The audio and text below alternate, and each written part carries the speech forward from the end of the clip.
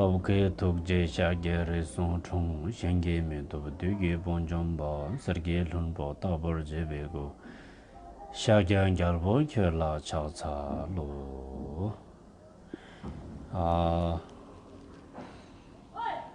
Champuna बौद्ध धर्मावलम्बी उपासक तथा उपासिका श्रद्धालु भक्तजनहरू आज कार्तिक 22 गते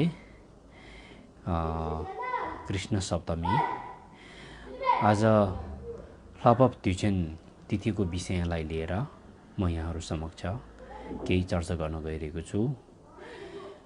विशेष गरी भगवान बुद्ध 41 वर्षको उमेरमा देवलोकमा 33 कोटी देवलोकमा जानुभई 3 महिनाको वर्षवास सम्पन्न गर्नुभई मनुष्यलोकमा पुनः मनुष्यलोकमा फर्किनु भएको यो पुण्य दिन यसलाई लपप द्विजेन भनेर भनिन्छ। यो देवलोक अवतरण तिथि र यस तिथि बाहेक पनि एक वर्षमा 4 वटा महान तिथिहरू पर्दछ। यो 4 वटा महान तिथिहरू मध्ये यो लपप द्विजेन एउटा महत्त्वपूर्ण तिथि हो। सकताओ तिथि अनि छुटुल द्विजेन, छोखोर द्विजेन अनि एवं प्रकारले यो लपप द्विजेन भयो। यो 4 वटा तिथि हैन, एउटा छुटुल द्विजेन, एउटा छोखोर ढुक्वछिसी छोखोर द्विजेन अनि लपप द्विजेन अनि एउटा सकतावा गरेर यो 4 वटा तिथिहरू एक वर्षमा पर्दछ। यो 4 वटा तिथिहरू मध्ये आजको यो लपप द्विजेन तिथिको बारेमा म यहाँहरू समक्ष केही जानकारी गराउने प्रयास गरिरहेको छु। र विशेष गरी आजको तिथिको बारेमा भगवान बुद्ध ज्ञान प्राप्त गर्नुभएको लगभग 6 वर्ष पछाडि 41 वर्षको उमेरमा पुग्नु हुँदा उहाँले आफ्नो प्रज्ञा चक्षु दिव्य चक्षुद्वारा आफूलाई जन्म दिनुहुने ममतामयी आमा कहाँ जन्मिनु भएको रहेछ भनेर उहाँले दृष्टिगोचर गर्नुहुँदा 33 कोटी देवलोकमा जन्मिनु भएको उहाँको दिव्य चक्षुले देख्नुहुन्छ र आफ्नो ममतामयी आमा लगायत 33 कोटी देवलोकमा रहनुहुने देवी देवताहरूलाई धर्मदेशनाको माध्यमद्वारा भवचक्रबाट मुक्त गराउने उद्देश्यले उहाँ देवलोक जाने विचार गर्नुभयो। र अर्को देवलोकमा जानु हुने कारण के थियो भने जब भगवान बुद्धले प्रतिहार्य नामक हृदय शक्ति प्रदर्शन गर्नुभएपछि राजा महाराजा लगायत भारतवर्षको धेरैभन्दा धेरै मानिसहरू भगवान बुद्धप्रति प्रभावित हुँदै गएपछि भिक्षु सङ्घको विकास र बृहत रूपमा बढ्दै गयो र भिक्षु सङ्घमा सङ्घदान गर्ने भक्तजन दाताहरूको सङ्ख्या दिनौँ दिन बढ्दै गयो। यसको कारणले गर्दा भिक्षु र भिक्षुणीहरूको सङ्घमा भिक्षुको जीवनमा आफूलाई आवश्यक भन्दा धेरै वस्तुहरू प्रति आसक्त गर्न नहुने, धेरै वस्तुहरू प्रति लोभ लालच गर्न नहुने, आफूलाई आवश्यक भन्दा धेरै वस्तुहरू भिक्षुहरूले राख्नु भिक्षुहरूको नियमले दिँदैन, भिक्षुणीहरूको नियमले दिँदैन।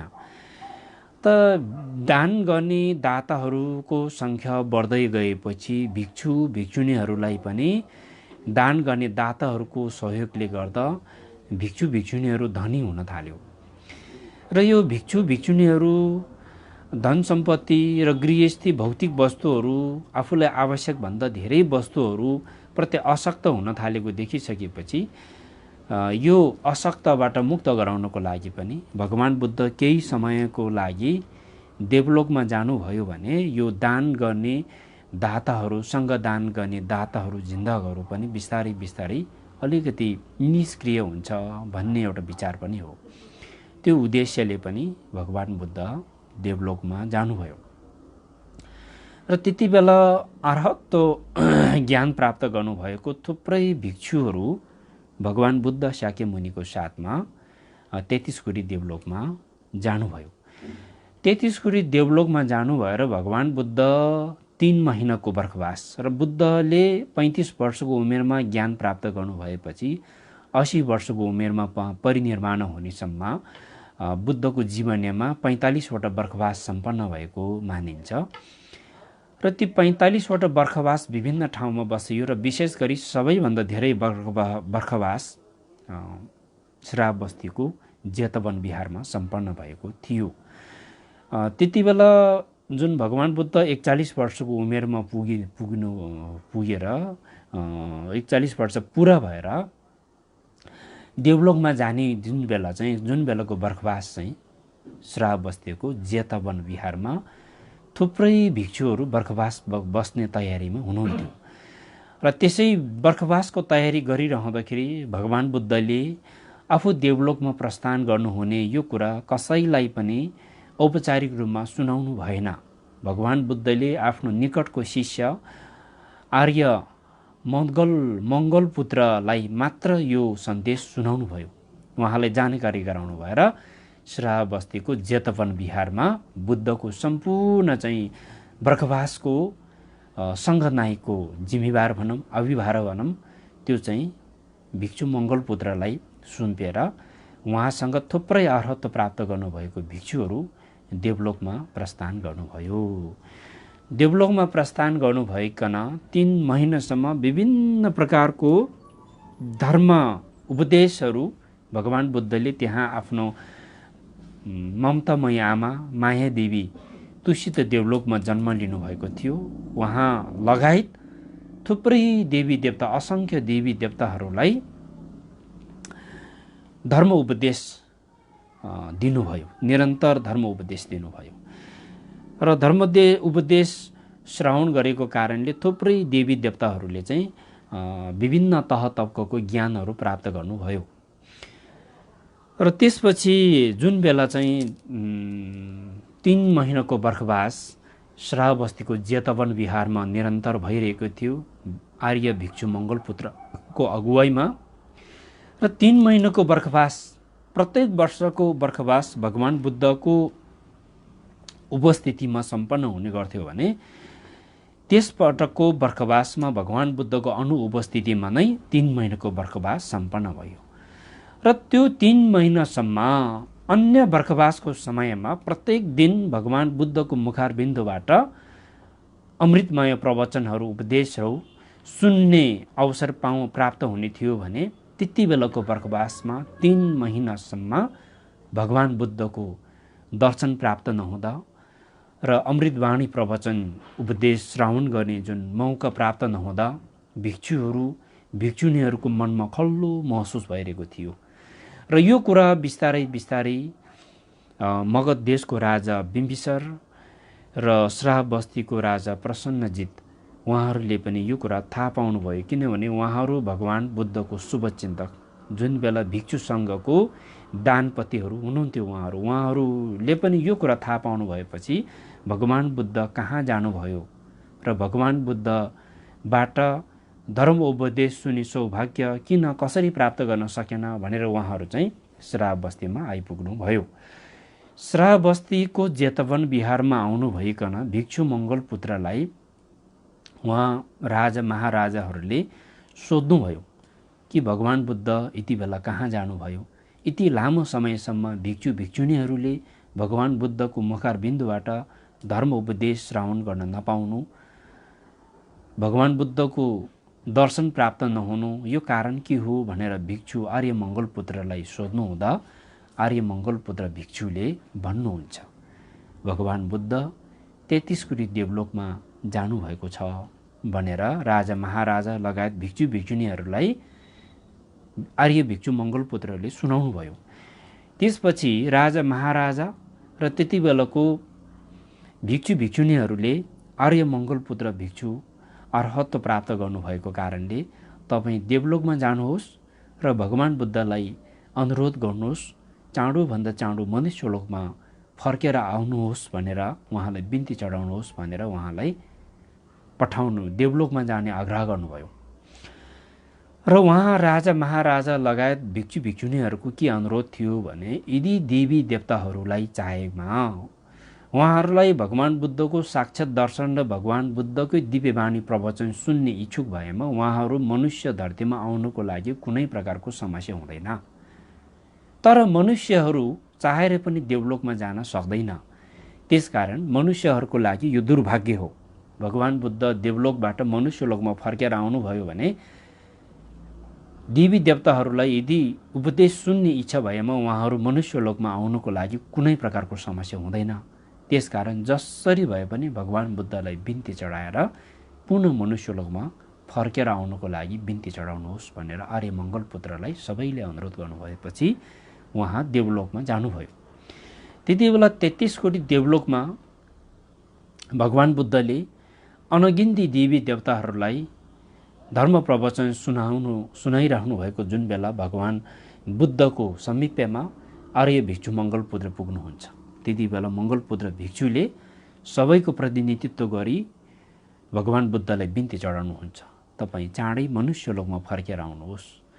यो देवलोकमा जन्म लिनुभएको देवी देवताहरूको रूप राम्रो, दुख बिमार पनि नहुनु र यति चाहिँ मनले इच्छाएको सबै वस्तुहरू प्राप्त हुनु, यो सबै पूर्व जन्मको कर्मको परिणाम हो। यदि तपाईहरू भगवानको दर्शन र प्रवचन धर्मदेशना सुन्ने इच्छा भएमा सजिलैसँग मनुष्यलोकमा आउनको लागि कुनै पनि समस्या छैन। तर मनुष्यहरू दुर्भाग्यवश यो देवलोकमा आउन सक्ने क्षमता छैन। त्यसकारण भगवान बुद्ध तपाईँ सबै भिक्षु भिक्षुणीहरू, राजा महाराजा, उपासक उपासिका सबैको प्रतिनिधित्व गरी म यो सन्देश लिएर आएको छु, हजुर पुनः मनुष्यलोकमा फर्केर आइदिनुहोस्, आगमन भइदिनुहोस् भनेर आर्य भिक्षु मङ्गलपुत्र देवलोकमा जानुभई भगवान बुद्धलाई बिन्ती चढाउनुहुन्छ। त्यसपछि भगवान बुद्धले आर्य मङ्गलपुत्र भिक्षुलाई जुन चाहिँ पूर्णिमाको दिन थियो, आर्य भिक्षु मङ्गलपुत्रलाई हुन्छ अबको 7 दिन पछाडि म फर्केर आउने छु र म फर्केर आउने स्थान पनि सङ्काशी भन्ने जुन स्थान छ, त्यो काशी औजार भन्ने उदुवारको फूल फुलेको अत्यन्तै सुन्दरमय जुन स्थान छ, लखनऊदेखि नजिक पर्छ यो स्थान, त्यो ठाउँमा आउने छु भनेर भगवान बुद्धले वचन दिनुभयो। त्यसपछि आर्य भिक्षु मङ्गलपुत्र भगवान बुद्धको यो वचन प्राप्त भएपछि उहाँ पुनः फर्केर मनुष्यलोकमा आउनुहुन्छ। राजा महाराजा, भिक्षु भिक्षुणी सबैलाई यो शुभ सन्देश सुनाउनुहुन्छ। त्यसपछि नगरवासीहरूले जुन काशी औजार भन्छ, सङ्काशी भन्ने जुन ठाउँको नगरवासीहरूले भगवान बुद्ध आगमन हुने, भगवान बुद्ध अवतरण हुने जुन स्थान छ, त्यो स्थानलाई देवभूमि जस्तै गरेर सिँगार्न थाल्यो, सरसफाई गरेर विभिन्न प्रकारको पूजा वस्तुहरू सजाउन थालियो। राजा महाराजाहरूले पनि अबको 7 दिन पछाडि भगवान बुद्धको आगमनमा भव्य स्वागतको लागि विभिन्न प्रकारको गाजाहरू, बाजाहरू, विभिन्न प्रकारको सङ्गीतहरूको व्यवस्था गर्नुभयो र धेरैभन्दा धेरै पूजा वस्तुहरूको सजावट गर्नुभयो। र यो सन्देश देवराज इन्द्रले सुन्नुहुन्छ। देवराज इन्द्रको मनमा चिन्तको अनुभूति हुन्छ। यो 3 महिनासम्म भगवान बुद्धको मुखारबिन्दबाट अमृतमय प्रवचन सुनेर बसिरहने जुन सौभाग्य थियो, अब यो फेरि प्राप्त नहुने भयो। भगवान बुद्ध फेरि अब फर्केर मनुष्य धरतीमै फर्केर जाने भयो भन्ने कुराले सबै देवी देवताहरूले चिन्तित तुल्यायो। र त्यसपछि भगवान बुद्ध त्यो 7 दिनको अवधिभित्र देवलोकको 33 कोटी देवलोकको सबै भ्रमण गर्नुभयो। रूप धातु अरूप धातु देवलोकको भ्रमण गर्नुभयो। त्यति बेलाको एउटा घटनाको क्रम छ। त्यति बेला देव र असुरहरूको बीचमा सङ्ग्राम हुँदो रहेछ। त्यसमा देवलोकमा कल्पवृक्ष नाम गरेको एउटा रुख असुरलोकमा उत्पादन हुन्छ। असुरलोकमा त्यो रुखको जड र त्यो रुखको हाँगा बिगा सबै 33 कोटी देवलोकमा फिँजेर जाने र त्यस रुखलाई कल्पवृक्ष भनेर भनिन्छ। त्यस रुखमा जस्तो इच्छा अनुकूल इच्छा अनुसारको सङ्कल्प गर्छ, त्यही वस्तु प्राप्त हुने त्यस रुखलाई कल्पवृक्ष र त्यो रुखको विषयलाई लिएर सधैँ देवताहरू र असुरहरूको बीचमा सधैँ युद्ध भइरहने रहेछ। र एक समयमा भगवान बुद्ध देवलोकदेखि माथि स्वरूप धातु देवलोकको भ्रमणमा जाने क्रममा देव र देवी देवताहरू र असुरहरूको बीचमा सङ्ग्राम हुन्छ, यानि कि युद्ध हुन्छ। र त्यस युद्धमा दुर्भाग्यवश देवी देवताहरूको पराजित हुँदो रहेछ। कुनै पनि देव र असुरहरूको युद्धमा देवी देवताहरू कहिले पनि पराजित भएको थिएन, तर त्यति बेला दुर्भाग्यवश असुरहरूबाट पराजित भएर सबै देवी देवताहरू अत्यन्तै चिन्तामय अवस्थामा डुबिरहेको बेला विशेष गरेर देवराज इन्द्रको जीवनमा सबैभन्दा ठुलो चिन्ता, सबैभन्दा ठुलो समस्या, सबैभन्दा ठुलो तनावको अनुभूति भयो उहाँलाई। जीवनमा कहिले पनि तनाव र चिन्ताको अनुभूति गरेको थिएन। लडाईँ गरेर लडाईँमा पराजित हुनु देवी देवताहरूको लागि सबैभन्दा ठुलो दुर्भाग्य, सबैभन्दा ठुलो चिन्ताको विषय। र यही विषय जब भगवान बुद्ध भ्रमण सकेर आउनु भएपछि देवराज इन्द्रले भगवान बुद्धलाई आफ्नो यो चिन्ता, आफ्नो यो समस्या, तनावको सम्पूर्ण विषयहरू सविस्तार सुनाउनु भयो। त्यसपछि भगवान बुद्ध शाक्यमुनिले तत्कालै देवी देवताहरू असुरहरूबाट विजय प्राप्त गर्न सकिनेको लागि विजय ध्वज ग्रकेयुर नामक धरणीको सूत्र चाहिँ देशना गर्नुभयो। र यो विजय ध्वज ग्रकेयुर नामक सूत्र, यसलाई ग्याल्छिन चेमुई पुङ्गेन भनिन्छ। यो दोमाङ ग्रन्थभित्र उल्लेखित छ, समावेश छ। यस धरणी मन्त्र भगवान बुद्धले प्रतिपादन गर्नुभयो र यस धरणी मन्त्रले देवी देवताहरूले लिपिबद्ध गरेर कपडामा लेखेर यसलाई चाहिँ झण्डाको रूपमा प्रयोग गरेर त्यसपछिको देवी देवताहरू र असुरहरूको बीचको जुन युद्धमा सधैँ देवी देवताहरूको जित भयो। र त्यसको प्रभावले गर्दाखेरि त्यो ग्याल्छिन चेमुई पुङ्गेन यानि कि विजय ध्वज ग्रकेयुर सूत्र जुन धरणी छ, त्यो कपडामा त्यो मन्त्र लेखेर टाँसिसकेपछि उसकोले विजय प्राप्त गर्न सकिन्छ भने त्यो विश्वासको प्रभाव देवलोकदेखि हुँदै हुँदै हुँदै मनुष्य लोकसम्म पनि यसको प्रभाव पर्दै पर्दै अहिले लुङ्ता टाँस्ने जुन परम्परा छ, लुङ्ताको 5 रङकै ध्वजामा चाहिँ यो ग्याल्छिन चेमुईको चाहिँ सूत्र, यो धरणी चाहिँ मन्त्र अङ्कित गरेको हुन्छ। यसको प्रभाव त्यति बेलाबाट हुँदै आएको सूत्रहरूमा बुद्धको जीवनीमा उल्लेख छ र यसरी प्रभाव पर्दै गयो। अहिले लुङ्ता टाँस्ने भनेको यो विजय ध्वज हो, खास गरी विजय ध्वज। यसमा हुन त लुङ्ता धेरै प्रकारको इष्ट देवी देवताहरूको धरणी मन्त्रहरू अङ्कित गरेर पनि लुङ्ताहरू टाँस्ने प्रचलन छ, तर विशेष गरी ग्याल्छिन चेमुई पुङ्गेन विजय ध्वज ग्रकेयुर नामक धरणी, यो चाहिँ बुद्धले त्यति बेला देवराज इन्द्रको अनुरोधमा भगवान बुद्धले देशना गर्नुभएको जुन धरणी छ, यसलाई कपडामा लिपिबद्ध गरेर झण्डाको रूपमा प्रयोग गरिसकेपछि सधैँभरि असुरहरूबाट विजय प्राप्त गर्नुभएको प्रभाव गर्दै गर्दै गर्दै मनुष्य धरतीसम्म पनि यसको प्रभाव पर्दै आजको दिनसम्म पनि लुङ्ता टाँस्ने प्रचलन त्यसरी चाहिँ विकसित भएको बुझिन्छ। त्यसपछि अब 7 दिनपछि भगवान बुद्ध मनुष्यलोकमा फर्केर जाने जुन कुरोले देवी देवताहरू सबैले चिन्तमय बनाइरहेको थियो, त्यति बेला देवराज इन्द्रले भगवान बुद्धबाट यो कुरा चाहिँ उहाँले जानकारी प्राप्त भयो। अब भगवान बुद्ध फर्केर जानु हुँदैछ भन्ने जुन जानकारी प्राप्त भइसकेपछि देवराज इन्द्रले देवपुत्र विश्वकर्मालाई बोलाएर उहाँलाई आदेश दिनुहुन्छ। अबको 7 दिन पछाडि भगवान बुद्ध र भिक्षुहरू पुनः मनुष्यलोकमा फर्केर जानु हुँदैछ र भगवान बुद्धको विदाईको लागि तिम्रो अगुवाईमा 3 प्रकारको सोपान, 3 प्रकारको भर्याङ तयार बनाउनुहोस् भनेर देवराज इन्द्रले देवपुत्र विश्वकर्मालाई आदेश दिनुहुन्छ। र देवराज इन्द्रको आदेश अनुसार देवपुत्र विश्वकर्माले देवलोकदेखि मनुष्यलोकसम्म भगवान बुद्धलाई विदाई गर्नको लागि 3 प्रकारको भर्याङ, बीचमा वैदुर्य रत्नले बनेको, दायाँपट्टि सुनले बनेको, बायाँपट्टि चाँदीले बनेको, त्यसमा पनि अष्टधातु अष्टमङ्गलहरू अङ्कित, विभिन्न आकृतिहरू अङ्कित गरेको त्यस्तो विशेष प्रकारको चाहिँ भर्याङ 7 दिनभित्र देवपुत्र विश्वकर्माको अगुवाईमा निर्माण गर्न सफल भयो। देवपुत्र विश्वकर्माको प्रभाव आजसम्म पनि छ। उहाँको हातले छोइसकेपछि कुनै पनि वस्तु चाहिँ आकार प्रकार निस्किहाल्ने, त्यो उहाँको आफ्नो कर्मको विशेषता थियो।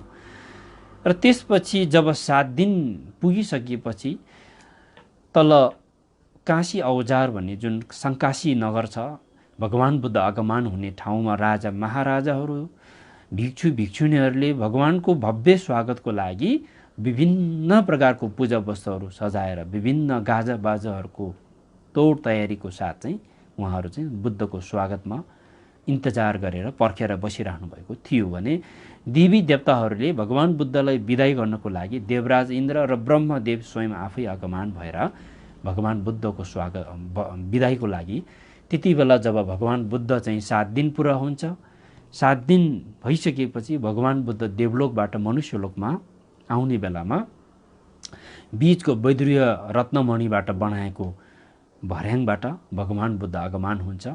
त्यसपछि दायाँको सुनबाट बनेको निर्माण गरेको भर्याङबाट ब्रह्मदेव र बायाँको चाँदीबाट निर्माण गरेको भर्याङबाट शक्रदेव यानि कि देवराज इन्द्र छाता ओढाइकन भगवान बुद्धलाई पङ्खा हलाइकन विभिन्न देवी देवताले विभिन्न प्रकारको पुष्प धूप चन्दनहरू विभिन्न प्रकारको पूजा वस्तुहरू उहाँबाट पुष्प वृष्टि गरेर विभिन्न प्रकारको सुमधुर चाहिँ गाजा बाजाहरूको साथ भगवान बुद्धलाई विदाई गर्नुहुन्छ। देवी देवता असङ्ख्य देवी देवताहरू त्यति बेला रूप धातुदेखिको देवी देवताहरू सबै एकत्रित भएर भगवान बुद्धलाई विदाई गर्नुहुन्छ। र त्यसरी त्यो 3वटा रत्नमणिबाट बनेको भर्याङ हुँदै भगवान बुद्ध मनुष्यलोकमा अर्पण गर्नुहुन्छ। यसरी आउने क्रममा आगमन हुने क्रममा तल मनुष्य धरतीमा मानव सागर नै ओर्लिएको थियो भगवान बुद्धको स्वागतको लागि। राजा महाराजाहरूको र त्यति बेलाको दाताहरू भिक्षु भिक्षुणीहरू मानव सागर नै ओर्लिएको थियो र भगवान बुद्धको स्वागतको लागि विभिन्न प्रकारको गन्धर्वहरूले विभिन्न सुमधुर चाहिँ गाजा बाजाहरू सुमधुर सङ्गीतको धुनहरू बजिरहेको थियो, विभिन्न प्रकारको बाजाहरू गुन्जिरहेको थियो र माथिबाट देवी देवताहरूले पुष्प वृष्टि गरेर विभिन्न पूजा वस्तुहरू अर्पण गरेर विदाई गर्नुभयो भने तल मनुष्य धरतीको मानवहरूले थुप्रै प्रकारको गाजा बाजाहरू र पूजा वस्तुहरू सजाएर भगवान बुद्धको भव्य स्वागत गर्नुभएको थियो। त्यसरी भगवान बुद्धको साथमा ब्रह्मदेवको साथमा शक्रदेवको साथमा अनगिन्ती देवी देवताहरू पनि भगवान बुद्धको विदाईको लागि सङ्काशीसम्म जुन काशी औजारको उद्यान बगैँचासम्म चाहिँ आउनुभएको थियो। देवी देवताहरूको रूप देखेर मानवहरू चकित भयो। कतिजना त त्यहाँ अब बेहोस नै भयो, कतिजना त अचम्मै कहिले पनि नदेखेको सुन्दर सुन्दरीको रूपहरू देखेर मानवहरू चकित भयो भनेर उल्लेख छ। र त्यसपछि भगवान बुद्धले त्यसरी आगमन हुनुभएको जुन दिन छ यो दिन चाहिँ देवलोक अवतरण तिथि त्यो आजको दिन हो। र यो दिनलाई स्मरण गरिकन यो प्रत्येक वर्ष यो कार्तिक शुक्ल सप्तमी कृष्ण सप्तमीको यो दिन भगवान बुद्ध देवलोकबाट मनुष्यलोकमा पुनः आगमन हुनुभएको यो दिनलाई स्मरण गरिन्छ। र देवी देवताहरू र मनुष्यहरूले भगवान बुद्ध पुनः मनुष्यलोकमा फर्केर आउनुभएको स्मरणमा भव्य स्तूप निर्माण गर्नुभयो, जुन स्तूपलाई लभाव छ्योतेन देवलोक अवतरण स्तूप भनेर भनिन्छ। 3 प्रकारको भर्याङ भएको स्तूप यहाँहरूले देख्नुभयो भने त्यो भगवान बुद्ध देवलोकबाट पुनः फर्किनु भएको स्मृतिमा निर्माण गर्नुभएको स्तूप हो। लभाव छ्योतेन भव्य स्तूपको निर्माण गर्नुभयो भनेर भनिन्छ। त्यसपछि भगवान बुद्धले धेरै प्रकारको धर्म ज्ञान उपदेशहरू दिनुभयो। त्यति बेलाको भगवान बुद्धको ज्ञान उपदेशहरू सुनेर थुप्रै उपासक उपासिकाहरूले श्रोतापति अनागामीको ज्ञानहरू प्राप्त गर्नुभयो भनिन्छ। र एवं प्रकारले यो पुण्य पावन तिथिको दिन बौद्ध धर्मावलम्बीहरू गुम्बामा बिहारमा गएर परिक्रमा गर्ने, दर्शन गर्ने, भगवान बुद्धको स्तुतिहरू पाठहरू वाचन गर्ने, प्रणिधान गर्ने, जप गर्ने, तथयथ मुनि मुनि महामुनि स्वाहा मन्त्रहरू जप ध्यान गर्ने परम्परा रहिआएको छ। र अहिले विश्वभरि नै यो महामारीको प्रभावले गर्दा हामीले सोचेको जस्तो भव्य धार्मिक पुण्य सञ्चय धार्मिक कार्यक्रमहरू आयोजना गर्ने सम्भव नभए तापनि त्यो स्थिति छैन। सबै भक्त उपासक उपासिकाहरूले आफ्नै घरमा नै आजको यो पुण्य पावन तिथिलाई स्मरण गरिकन भगवान बुद्धको जुन गुण छ, बुद्ध रत्नको जुन विशेषता छ, गुण छ, त्यसलाई स्मरण गरिकन आजको यो विशेष पुण्य पावन तिथिको दिनमा सञ्चय गर्नुभएको पुण्य अरू समयको भन्दा हजारौँ गुणले प्रभावकारी हुने कुरा भगवान बुद्धको जुन ललित विस्तार सूत्र जस्तो थुप्रै सूत्रहरूमा तन्त्रहरूमा उल्लेखित भएको पाइन्छ। र यसै कुरालाई मध्यनजर राख्दै सम्पूर्ण बौद्ध धर्मावलम्बी विशेष गरी कुम्भहरूमा आजको दिनमा भगवान बुद्धको स्मृतिमा भव्य पूजापाठहरू गर्ने गरिन्छ। र यहाँ सम्पूर्ण श्रद्धालु भक्तजन देश विदेश विभिन्न ठाउँबाट यहाँहरूले अहिले मैले यो चर्चा गरिरहेको विषयलाई प्रत्यक्ष रूपमा यहाँहरूले हेरिरहनु भएको छ, श्रवण गरिरहनु भएको छ। अहिलेको यो महामारीको अवस्थालाई मध्यनजरमा राखेर यहाँहरूले आफ्नो योग्यता, क्षमता, अवस्था अनुकूलताको पुण्य सञ्चय गर्नुहोला भनेर विशेष अनुरोध गर्न चाहन्छु। र आजको यो पुण्य पावन तिथिको दिन हामी तपाईँ सबैले यस्तो पुण्य पावन तिथिको दिनमा गरिएको पुण्यको प्रभाव विशेषतः भगवान बुद्धले नै आफूले धेरै सूत्रहरूमा उपदेशको रूपमा दिनुभएको छ। यस्तो तिथिहरूमा पूजाहरू पुण्य सञ्चयहरू गरेको पुण्य अरू समयको भन्दा धेरै प्रभावकारी हुने कुरा बुद्धको थुप्रै उपदेशहरूमा उल्लेखित भएको छ। यसै कुरालाई आधारमा राखेर हामीले पनि यो विशेष पुण्य तिथिको दिन भगवान बुद्धप्रतिको श्रद्धा भक्ति र समस्त प्राणीहरू दुःखको यो भावचक्रबाट मुक्त भई चाँडो नै बुद्धत्व ज्ञान प्राप्त गर्न सकुन् भनेर हामीले प्रार्थना गरौँ। र विश्वमा भइरहेको तमाम मानवले झेलिरहेको यो समस्याबाट सबै मानवले मुक्त पाउन सकुन्, सबै मानवहरू सरल सामान्य जीवनमा फर्किन सकुन् र चाँडोभन्दा चाँडो मानव चाहिँ सामान्य जीवनमा फर्केर फेरि कुशल कर्म सञ्चय गर्ने प्रेरणा, कुशल कर्ममा संलग्न हुन पाउन् भनेर प्रार्थना गर्ने। यो जति पनि दुःख, तनावहरू, अशान्तिहरू सिर्जना हुन्छ, यो सबै कर्म हेतु फल प्रत्यक्ष समुत्पाद जस्तो प्रकारको कर्म सञ्चय गर्यो, त्यो कर्मको प्रभावले गर्दाखेरि नै त्यो कर्मकै परिणाम सबै मानव सबै प्राणीले भोग्नुपर्ने हुन्छ। कर्म फल हामीले भोगिरहेका छौँ, यो सबै कर्मको फल हो।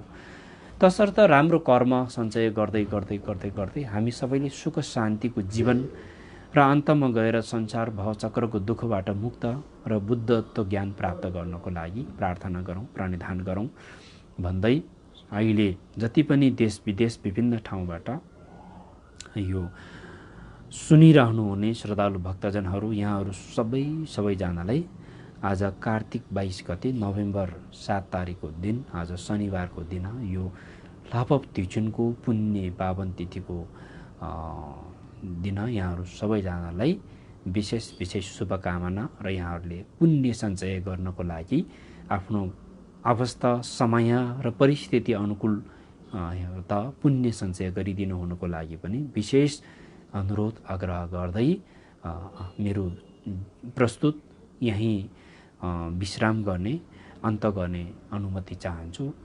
भवतु सर्वमङ्गलम, समस्त प्राणीको कल्याण होस्।